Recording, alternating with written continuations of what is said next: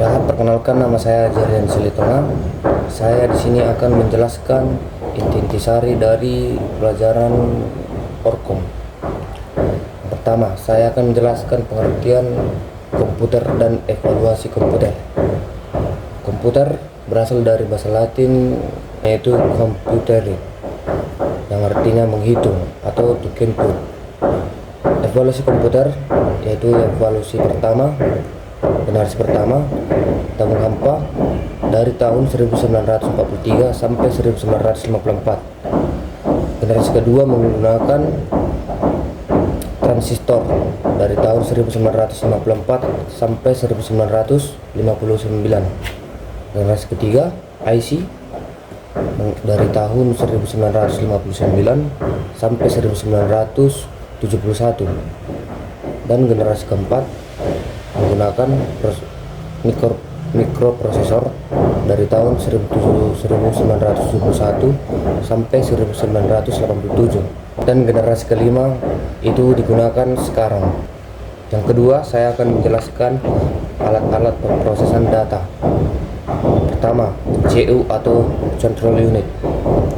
Gunanya mengatur dan mengendalikan peralatan yang ada pada komputer serta mengatur komponen alat input menerima data dan diolah dan ditampilkan.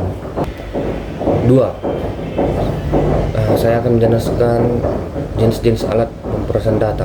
Yang pertama, CU atau Control Unit, mengatur dan mengendalikan peralatan yang ada pada komputer serta mengatur kapan alat input menerima data dan diolah dan ditampilkan. Dua, Arithmetic dan Logic Unit, berfungsi melakukan semua perhitungan aritmatika dan perbandingan.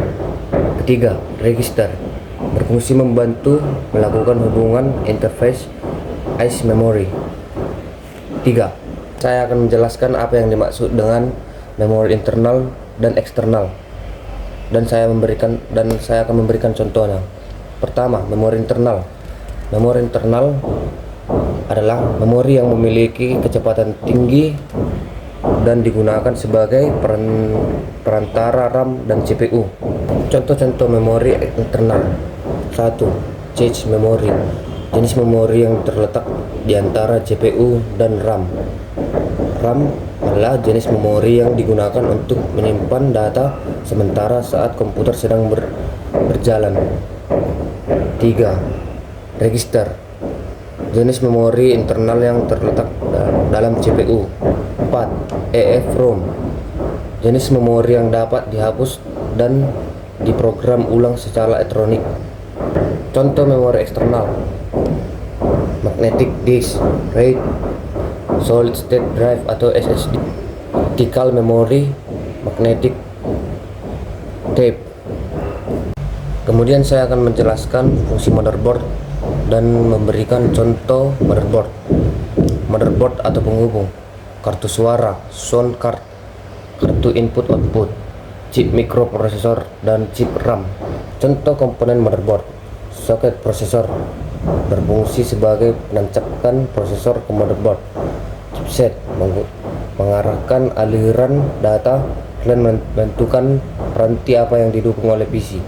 Slot ekspansi, meningkatkan kemampuan komputer dengan cara menambahkan komponen tertentu. BIOS, singkatan dari Basic Input Output System. 8 port, FD 8 part, biasanya terdiri dari 2 part, IED, primary dan secondary. 1 part, FDD. Server part dan parallel part, terdiri dari 2 part, serial COM1 dan COM2, serta 1 part paralel LPTI. Chip memory, tipe RAM tercepat yang ada. Memori, RAM, ROM dan external memory. Casing dan power supply, berfungsi sebagai pemasok listrik dan rangkaian dalam komputer. Expansion card, sebuah papan sirkuit yang dapat diisikan ke sebuah slot ekspansi dan papan induk komputer.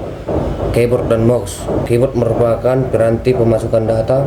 mouse piranti penunjuk yang pada saat ini telah banyak digunakan secara umum. Kemudian saya akan menjelaskan jenis bus pada PC, bus sistem dan bus input-output. Bus sistem yang menghubungkan CPU dengan RAM dan bus input-output yang menghubungkan CPU dengan komponen lainnya. Hubungan CPU, memori, dan alat input-output.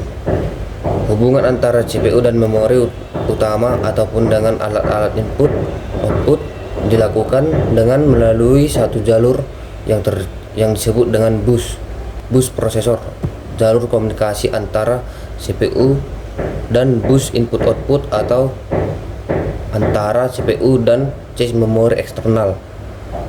Bus input-output berfungsi untuk memungkinkan CPU berkomunikasi dengan piranti peripheral atau piranti di luar unit sistem.